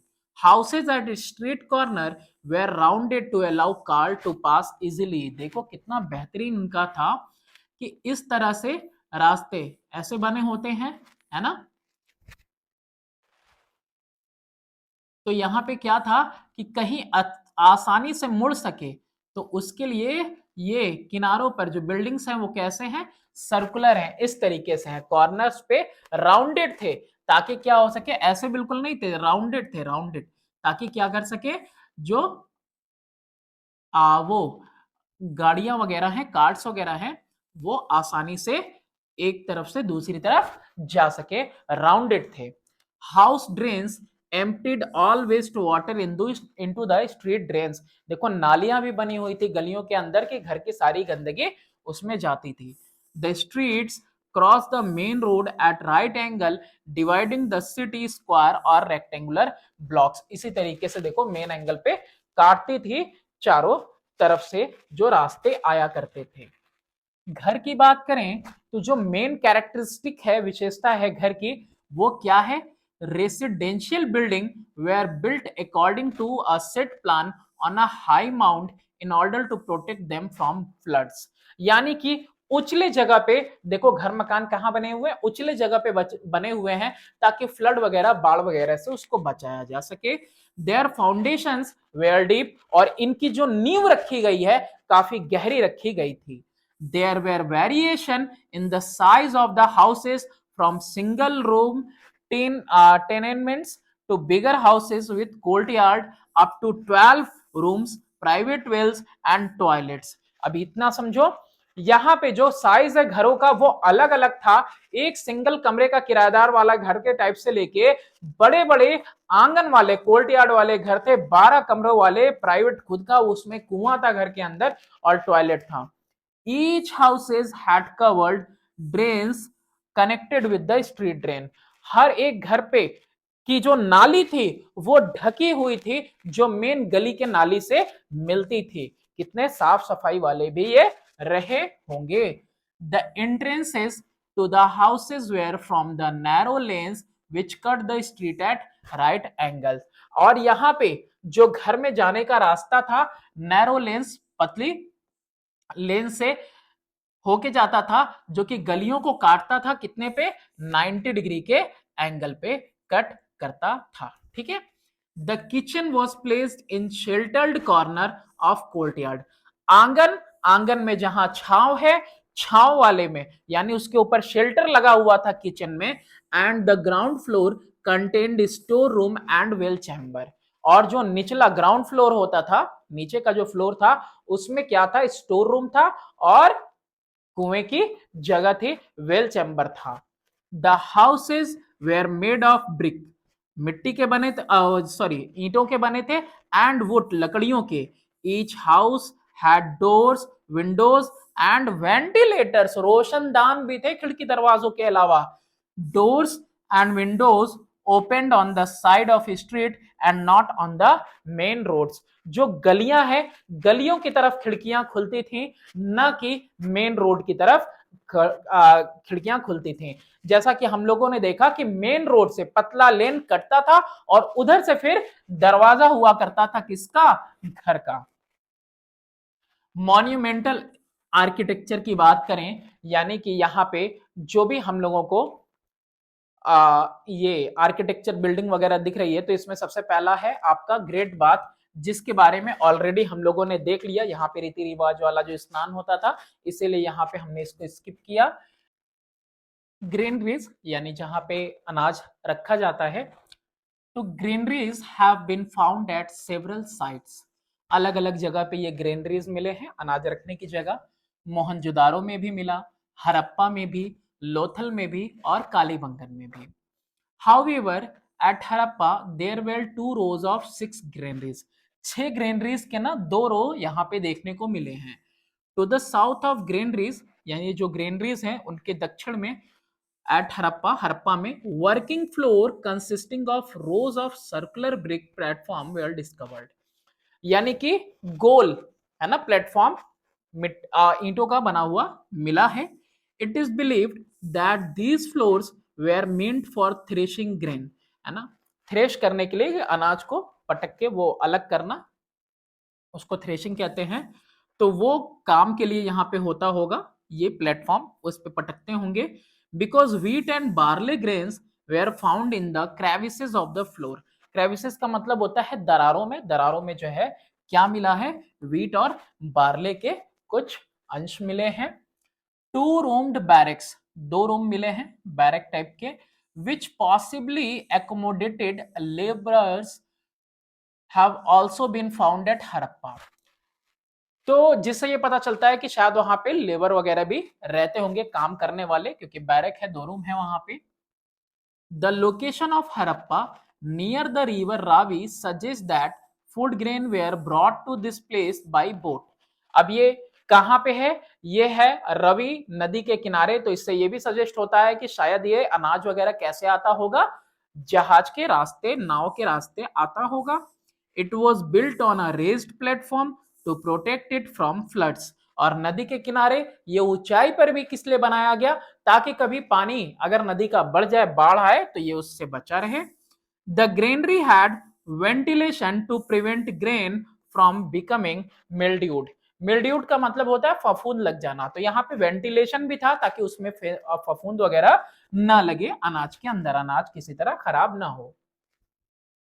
व्यापार की बात करें तो the elaborate social structure and standard of living confirmed by the presence of granaries, numerous sill, uniform script, and regulated weight and measure in a wide area indicate the existence of highly developed system of trade. अच्छा खासा विकसित व्यापार, उसकी निशानी क्या है? कि वहां पे ग्रेनरीज बने हुए हैं, अनाज रखने की जगह बनी हुई है, ढेर सारे मोहर मिल रहे हैं, एक तरह की स्क्रिप्ट मिल रही है मोस्टली कई सारे मोहर पे, और स्टैंडर्ड वेट्स हैं तौलने के लिए, और मीजर्स हैं नापने के लिए, और ये जो बड़ा एरिया है इंडिकेट करता है कि वहां पे जो व्यापार है वो काफी तरक्की वाला था। There is abundant evidence that the Harappan traded not only with other part of India but also with many countries of Asia. और abundant मतलब बहुत सारे ऐसे सबूत मिले हैं जिससे कि ये पता चलता है हड़प्पन सिर्फ व्यापार नहीं करते थे हिंदुस्तान के अंदर ही, हिंदुस्तान के अन्य हिस्सों में, बल्कि हिंदुस्तान के अलावा भी दूसरे देशों से भी इनका व्यापार चलता था। The Harappans carried on considerable trade in stone. अच्छा खासा व्यापार पत्थर में, मेटल धातुओं में, शेल में एटसेट्रा इन सब चीजों में करते थे। Within the Indus civilisation zone, Indus civilisation zone के अंदर ही ये आपस में इन चीजों का व्यापार करते थे। In some cases common product have been found in all the areas. कुछ ऐसे केसेस हैं जैसे कि एक तरह के प्रोडक्ट उन केसेस में मिले हैं, indicating some kind of trade, जिससे पता चलता है कि आपस में कुछ व्यापार रहा होगा। दे however did not use metal money but carried on all exchange through barter। तो यहाँ पे मेटल मनी का कोई सबूत नहीं मिलता है, लेकिन मेनली हो सकता है किस पे चल रहा था? बार्टर सिस्टम पे, यानी कि एक्सचेंज ऑफ थिंग्स पे, चीजों का क्या करना? एक्सचेंज करना, एक चीज के बदले दूसरी चीज लेना, that is barter system. The cities like Mohenjodaro, Harappa and Lothal were important centre for metallurgy. Metallurgy का मेन केंद्र कौन था? शहर थे मोहनजोदारो, हड़प्पा और लोथल। प्रोड्यूसिंग टूल्स, मेटलर्जी यानी जहां पे मेटल्स को मिक्स करके धातु बनाया जा रहा है, एलॉय बनाया जा रहा है धातुओं को मिक्स करके, और उससे क्या बनाए जा रहे हैं? औजार बनाए जा रहे हैं। तो ये औजार बना रहे थे, एंड वेपन्स हथियार बना रहे थे, as well as kitchenware यानी कि किचन के अंदर रसोई घर में इस्तेमाल होने वाला और कुछ अदर ऑब्जेक्ट बना रहे थे वाइड डिस्ट्रीब्यूशन के लिए, यानी कि इधर उधर हर जगह देने के लिए, डिस्ट्रीब्यूट करने के लिए, मतलब बेचने के लिए या फिर ट्रेड के लिए। Rice seems to have been imported to Punjab from Gujarat. माना जाता है कि इंपोर्ट यानी कि मंगाया जाता था पंजाब में, कहां से? गुजरात से चावल आता था। Lothal and Surkotada provided cotton for expanding township of Mohenjodaro, Harappa. अब यहाँ पे क्या कह रहा है कि लोथल और सुरकोटाडा ये क्या करता था? कॉटन प्रोवाइड करता था। और कॉटन किसके लिए प्रोवाइड करता था? ये जो मोहनजोदारो और हड़प्पा, ये जो बढ़ रहा है टाउनशिप नगरीकरण बढ़ रहा है, उसके लिए। Banawali etcetera. Balakot and Chanhudaro were centre for bangle making. अब बालाकोट और चनहुद्रो में क्या है? वो केंद्र रहे होंगे किसके? बैंगल मेकिंग के, यानी वहां क्या बनता था? वहां पे कंगन बनाए जाते थे। Lothal and Chanhudaro were centre for manufacture of beads. और लोथल और चनहुद्रो में क्या बनता रहा? बीड्स बनते रहे, मोतियों, मोती कहते हैं बीड्स को, तो मोती बनती थी। बिसाइड्स इंटरनल ट्रेड, आपस में ट्रेड के अलावा Harappan also had commercial contact with their western neighbour, अपने पश्चिमी के साथ, पश्चिम देशों के साथ भी इनका क्या था, व्यापार था। Lothal, Surkotada and Balakot were some of the important trading coastal town which carried on trade with Mesopotamia and other West Asian cities। तो देखो यहाँ पे दो सेंटर दिए हुए हैं, कौन कौन सा सेंटर दिया हुआ है, एक लोथल दिया है, सुरकोटाडा, और एक और दिया तीसरा बालाकोट। ये सब क्या है, ये ट्रेडिंग कोस्टल टाउन है, यानी यहां से क्या हो रहा है, व्यापार हो रहा है। किसके साथ व्यापार हो रहा है, तो मेसोपोटामियन के साथ व्यापार हो रहा है, और दूसरे जो वेस्ट एशियन कंट्रीज हैं, साइट्स हैं, उनके साथ भी व्यापार होगा।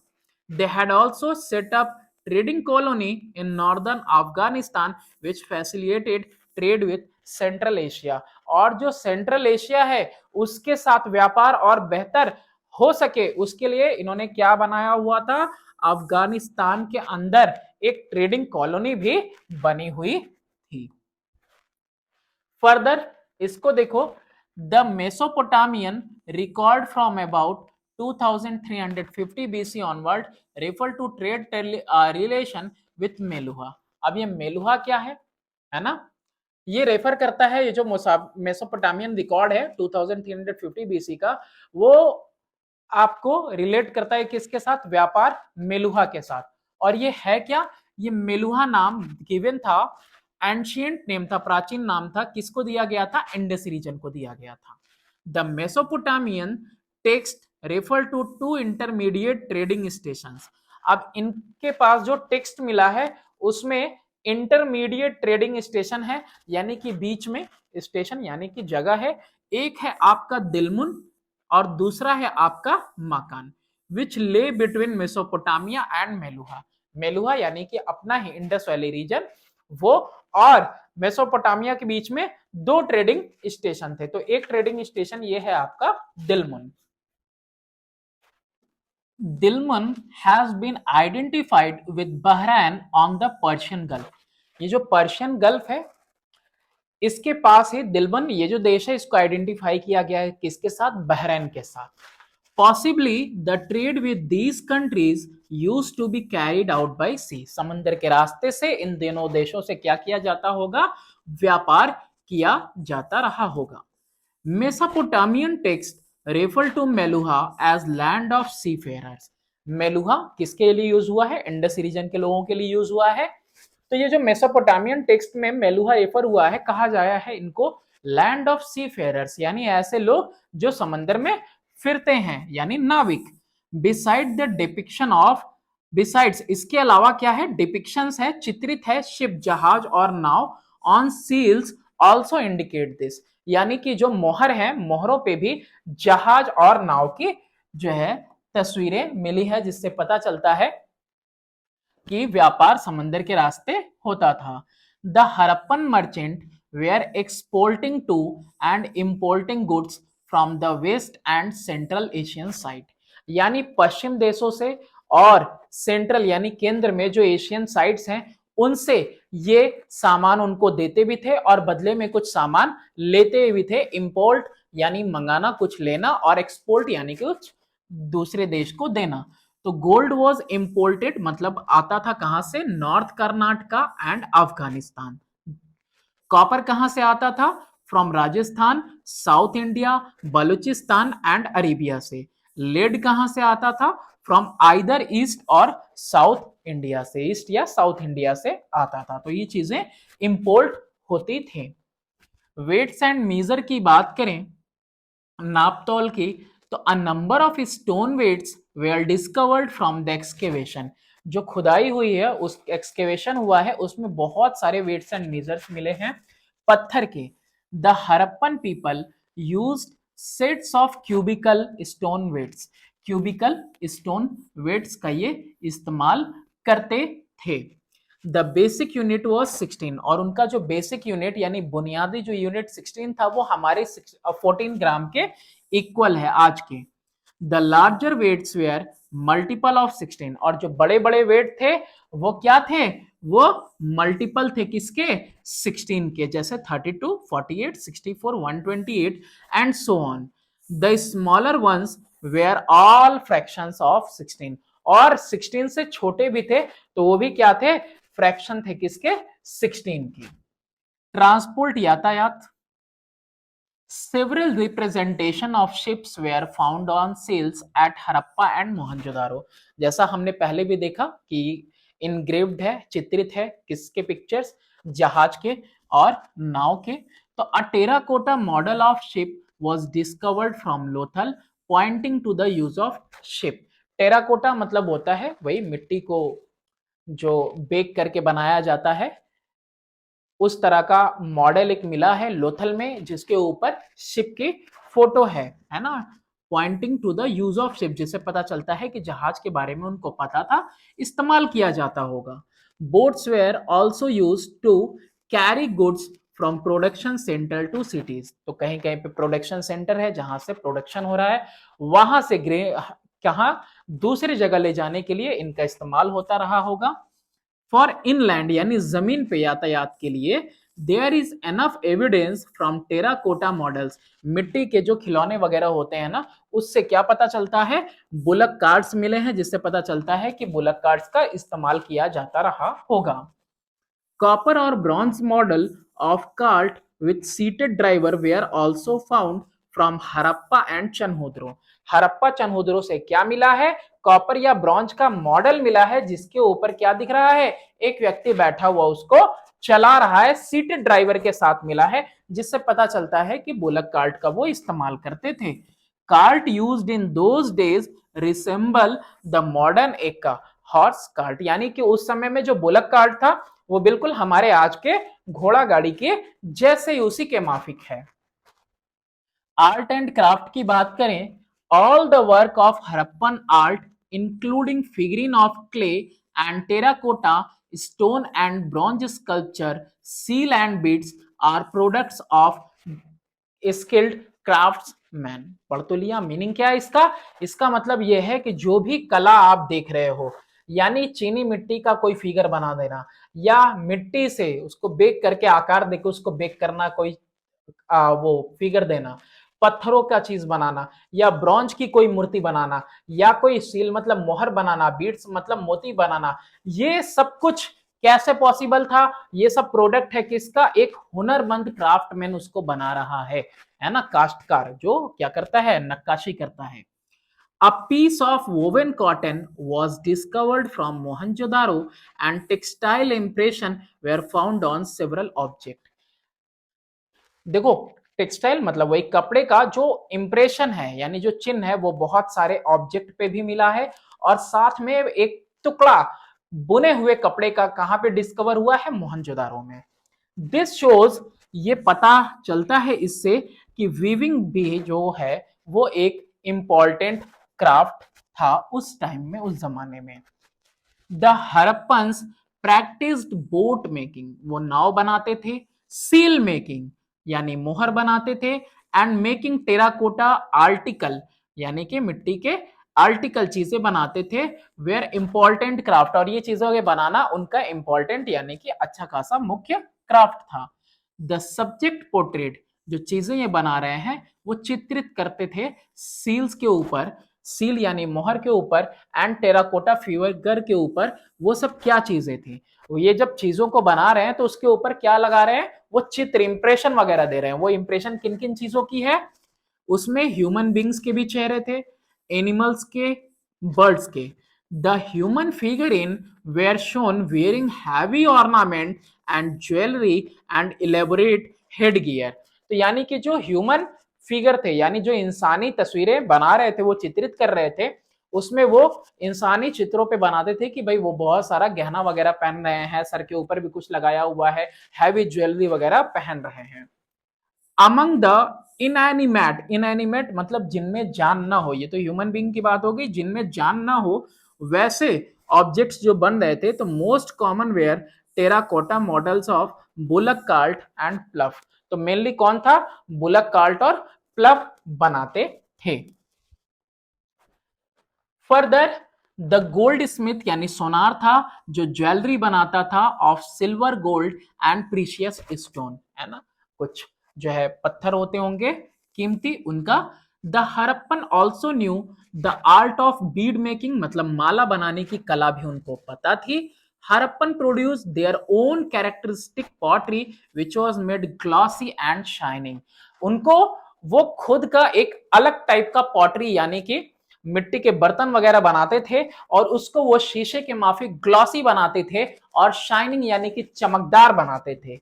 अर्दन वेसल्स जो मिट्टी के बर्तन हैं and pottery crafted on a potter's wheel were decorated with black and geometrical design, यानी काले और ज्योमेट्रिकल डिजाइन मतलब हो गया रेक्टेंगल हो गया स्क्वायर हो गया ट्रायंगल हो गया है ना सर्कल हो गया, तो इन ज्योमेट्रिकल डिजाइन से ये इसको सजाते थे इसके नेक को। The large jars with narrow necks and red pots with black decoration bear evidence of their artistic skill.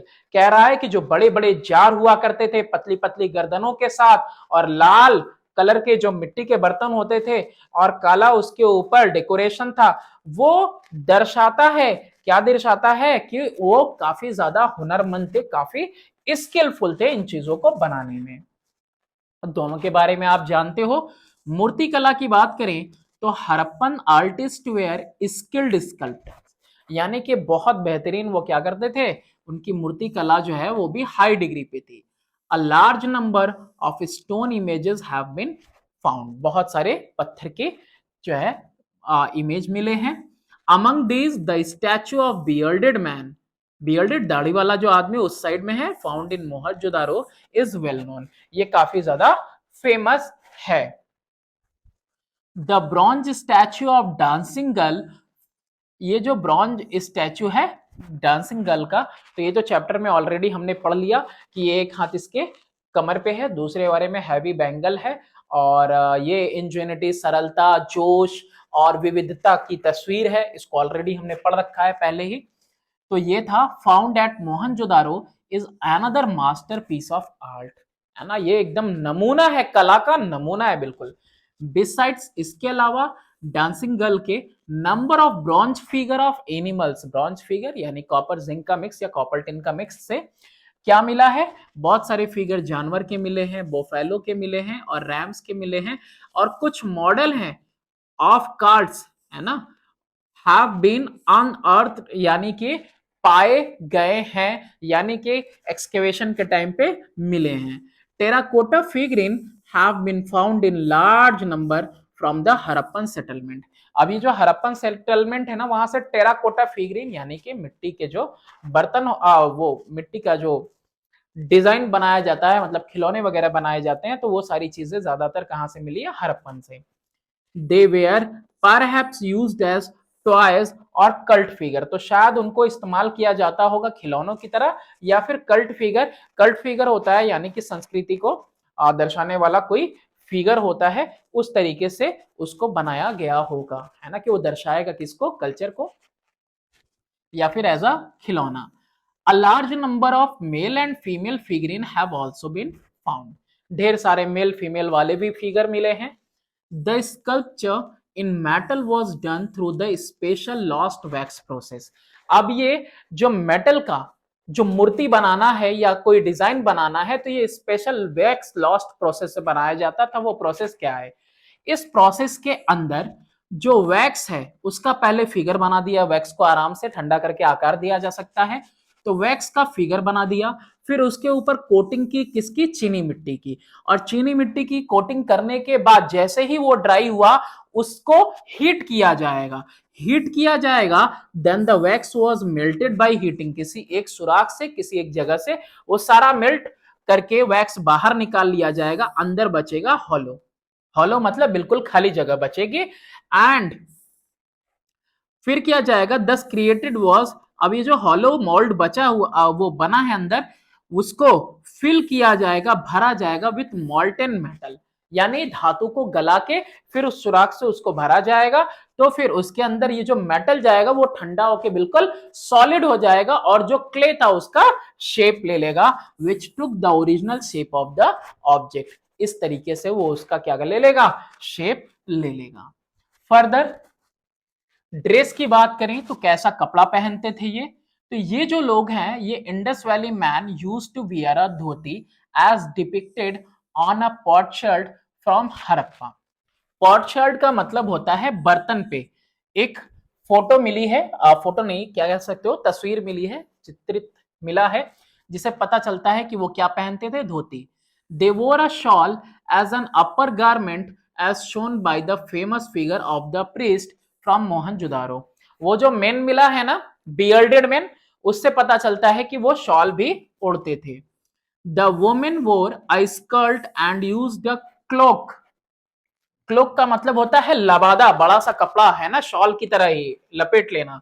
To cover arms and shoulders, तो लबादा वो ओढ़ती थी और स्कर्ट पहनती थी कपड़ों में। The discovery of needles and buttons at some needles and buttons at some site show that at least some of the clothes were stitched. कहीं कहीं पे सुई भी मिली है, बटन भी मिले हैं किसी किसी साइट पे, जिससे पता चलता है कि वो बुने हुए कपड़े, स्टिच किए हुए कपड़े भी पहनते रहे होंगे।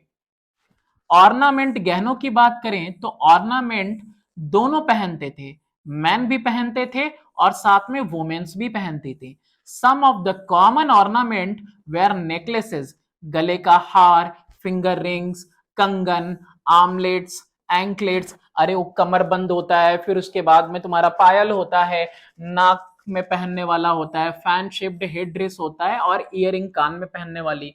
दे वेयर मेड ऑफ गोल्ड, किसकी बनी है, गोल्ड की या फिर चांदी की या फिर किसी कीमती पत्थर की या फिर हाथों के, अरे सॉरी हाथों नहीं, हाथी के दांत की। एवरी मीन्स हाथी के दांत का। फर्दर टॉयज एंड अम्यूजमेंट, यानी खिलौने और मनोरंजन की चीजें, मनोरंजन के साधन। People played games and had many other forms of entertainment. लोग गेम खेलते थे और अलग अलग चीजें थी उनके मनोरंजन के लिए। They play dice and went on hunting and fishing expedition, है ना, मछली वगैरह पकड़ने के लिए जाते थे, डाइस खेलते थे, वो जो लूडो खेलते हैं आज के जमाने में हम। Their main musical instrument were drum and the lyre. ये क्या होता है, इसका मतलब होता है वीणा, ड्रम और वीणा बजाते थे। टॉयज, खिलौने थे चिड़ियों के, एनिमल्स फिगरिन थे, कार्ड्स थे, और घोड़ा गाड़ी वगैरह टाइप से बुलक कार्ट, एंड विसल, सीटियां भी थी, ये सब भी वो बनाते थे। तो ये सब मनोरंजन की चीजें थी उनके लिए। डिक्लाइन ऑफ द सिविलाइजेशन, अब ये चैप्टर का देखो एंड है और इसको भी जानना इंपॉर्टेंट है। इसके बारे में कई सारी थ्योरी है, मेनली किसी को नहीं पता कि ये सभ्यता कैसे खत्म हुई। तो Harappan civilisation decline some time around 1800 BC, है ना, बिफोर क्राइस्ट। इस टाइम में ये सभ्यता पूरी खत्म हो गई, डिक्लाइन हो गई। Some of the likely cause for the decline are the following, तो कुछ संभावित यानी पॉसिबिलिटीज की बात कर रहा है कि हो सकता है कि इस वजह से डिक्लाइन हुआ हो। पहला है फ्लड एंड अर्थक्वेक, बाढ़ आ गया होगा या फिर कहीं भूकंप आया होगा। It is held by some scholar that flood in Mohenjo-daro led to the abandonment of this settlement. कुछ लोग सोच रहे हैं, विद्वान सोचते हैं, क्या सोचते हैं, वो थ्योरी देते हैं कि ये बाढ़ की वजह से बर्बाद हुए होंगे। सबूत क्या है? They have inferred this from the fact that the houses and street at Mohenjo-daro were found covered with silty clay left by the flood water which had submerged the street and houses. यानी कि ये जो घर मकान बने हुए हैं इसके नीचे डेब्रिस वगैरह भी मिला है, तो वो कचरा कैसा है, मेनली सिल्टी क्ले का है। तो यानी कि बाढ़ बाढ़ आई होगी और ये सिल्टी क्ले वगैरह जो है कि जमा रह गया होगा, फिर इन्होंने उसके ऊपर घर बनाया होगा। इसीलिए एक सिटाडेल वाला भी पोर्शन आपको खास तौर से देखने को मिल रहा है हर जगह पे। तो ये बता रहे हैं कि गलियां वगैरह भरी पड़ी हैं, है ना, उसकी वजह से, क्ले की वजह से। तो इसका मतलब बाढ़ आया होगा और बाढ़ जो है अपने पीछे जो कचरा छोड़ के जाता है उसकी वजह से ये पता चलता है कि बाढ़ की वजह से ही हुआ होगा।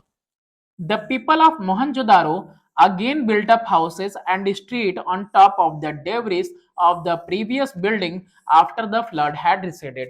जब बाढ़ का पानी वापस चला गया होगा तो उसी कचरे के ऊपर, सिल्टी क्ले वगैरह के ऊपर इन्होंने दोबारा से जो है नई इमारत बनाई होगी। But a time came when the impoverished Harappans at Mohenjo-daro could not take it anymore and simply abandoned the settlement.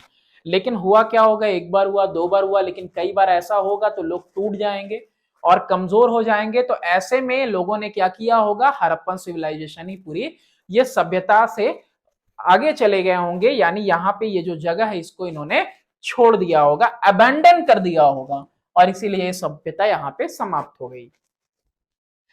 According to a famous hydrologist, यानी पानी के जो विशेषज्ञ हैं, आरएल रेक्स, ये क्या कहते हैं कि such flooding could not be the result of normal flooding in the river Indus.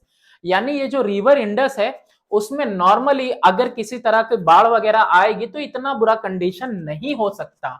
Earthquake might have raised the level of the flood plain of the Indus river. यानी कि फ्लड प्लेन के साथ साथ, बाढ़ के साथ साथ भूकंप भी आ गया होगा, जिससे कि इसका लेवल फ्लड का, बाढ़ का और ज्यादा बढ़ गया होगा। This uplift of the plain of the Indus block the passage of the river to the sea and the rising water level of the river led to the inundation of the hinterland of Mohenjodaro. अब हुआ क्या होगा, बाढ़ आ गई होगी, आगे पानी नहीं जा, अरे बाढ़ के साथ अर्थक्वेक भी आ गई, पानी आगे को नहीं जा रहा होगा, पानी इधर फैलता जा रहा होगा, और जिसकी वजह से यहाँ क्या हुआ होगा, पूरी बर्बादी आई हुई होगी, तहस नहस हो गया होगा पूरा। इंक्रीज्ड एरिडिटी, एरिडिटी का मतलब होता है सूखा पड़ जाना, ये भी एक थ्योरी है, ये सेकेंड थ्योरी हम लोग पढ़ रहे हैं। According to renowned historian D.P. Agrawal and Sood, the Harappan civilization declined because of increasing aridity in the area and dying up of the river Ghaggar. River Ghaggar धीरे धीरे सूख गई और सूखने के साथ साथ यहाँ पे सूखा पड़ने लगा, ये रीजन ड्राई होने लगा, पेड़ पौधे कम होने लगे। इस तरह की थ्योरी दी गई है इनके द्वारा। क्या कह रहे हैं ये, Sutlej and Yamuna use to be the tributaries of the river Ghaggar, यानी सहायक नदी, एक होती है मेन नदी और ये हो गई पतली सी छोटी सी निकली हुई इसके साथ सहायक नदी। तो ये सहायक नदी थी, ट्रिब्यूटरीज थी रिवर घाघर के लिए, यमुना और Sutlej. And because of some tectonic disturbances, वही अर्थक्वेक वाली बात, टेक्टोनिक डिस्टर्बेंस की वजह से जो सतलज स्ट्रीम यानी धारा है was captured by the Indus river and the Yamuna shifted east to join Ganges. अब हुआ क्या होगा कि सतलज की जो धारा है वो कैप्चर हो गई होगी इंडस रिवर के द्वारा, और यमुना जो है अपना रास्ता शिफ्ट कर ली होगी गैंग्स में गंगा में मिलने के लिए। और ये जो चेंज है, लेफ्ट द रिवर घाघर वाटरलेस, और रिवर घाघर सूख गई होगी। The ecological disturbance caused by the increased aridity and shift in the drainage pattern led to the decline of the Harappan civilization. अब होगा क्या, अब नदी में पानी सूख गया, चारों तरफ सूखा पड़ेगा, तो होगा क्या, ऑटोमेटिकली लोग यहाँ पे खत्म हो जाएंगे, बर्बाद हो जाएंगे, डिक्लाइन कर जाएंगे, या फिर यहां से माइग्रेट कर जाएंगे। तो this might be a reason behind the decline of the civilisation. Next है डिफॉरेस्टेशन। डिफॉरेस्टेशन भी एक रीजन हो सकता है। देखो, जो भी थ्योरीज तुम्हारे सामने आ रही हैं उसके साथ एक रीजन लगा हुआ है, इसीलिए परफेक्टली किसी एक थ्योरी को एक्सेप्ट नहीं किया गया, सब है। Since Indus valley civilisation was a bronze age culture, bronze age यानी मेटलर्जी, यानी कि कॉपर और जिंक या कॉपर और टिन का इस्तेमाल किया जा रहा है एक साथ, तो ऐसे में enormous quantity of wood was needed to produce bronze. ढेर सारी लकड़ी चाहिए, क्यों, क्योंकि उस समय तो पेट्रोल डीजल टाइप का कुछ था नहीं। Wood was also needed to produce jewellery, to bake brick, pottery, stoneware and to make boat and furniture. लकड़ी का इस्तेमाल कितनी सारी चीजों में चाहिए, एक तो ब्रोंज बनाने के लिए, मेटल को पिघलाने के लिए ढेर सारी लकड़ियां चाहिए, ज्वेलरी बनाने के लिए चाहिए, ईंटों को क्या कह सकते हो, बेक करने के लिए, भुनने के लिए चाहिए, पॉटरी के लिए चाहिए, मिट्टी के बर्तन वगैरह बनाएंगे तो उसको भी जो है कि आग देना होगा, स्टोन वेयर यानी पत्थर की चीजों के लिए भी, और बोट बनाने के लिए, फर्नीचर बनाने के लिए लकड़ी का इस्तेमाल घर बनाने के लिए भी चाहिए था। This could have led to deforestation leading to climate change in the region. ये तो आज वाली रीजन हो गई कि क्या हुआ, इसकी वजह से बहुत सारे आसपास के पेड़ वगैरह काट रहे होंगे, डिफॉरेस्टेशन हुआ होगा, और डिफॉरेस्टेशन की वजह से देख सकते हो क्या हुआ होगा, बिल्कुल इन लोगों ने जगह छोड़ दी होगी। इसके अलावा अटैक की बात करें, अटैक की बात करें तो कैसा साबित होगा अटैक, देखेंगे कुछ स्केलेटन भी मिले हैं। Some historian like Mortimer Wheeler believe that the Aryan destroyed the Indus settlement. अब इनका क्या कहना है, इनका कहना है कि आर्यंस ने इन्वेड किया और इन्होंने ही बर्बाद किया इस सभ्यता को, इसका डिक्लाइन इनकी वजह से हुआ।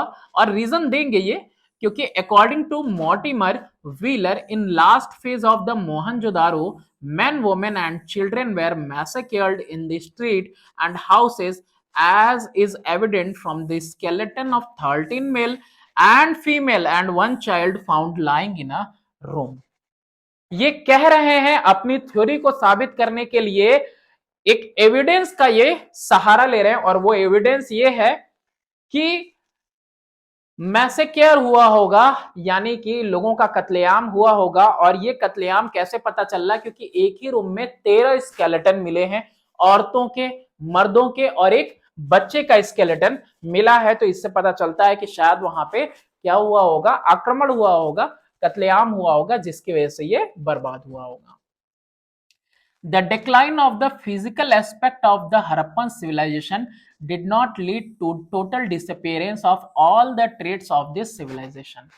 फिजिकल एस्पेक्ट जो थे, यानी फिजिकली जिस तरह से बिल्डिंग था, स्ट्रक्चर था, चीजें थी, वो इस सभ्यता की पूरी तरह से खत्म नहीं हुई हैं। पूरा लक्षण जो है सभ्यता का खत्म नहीं हुआ।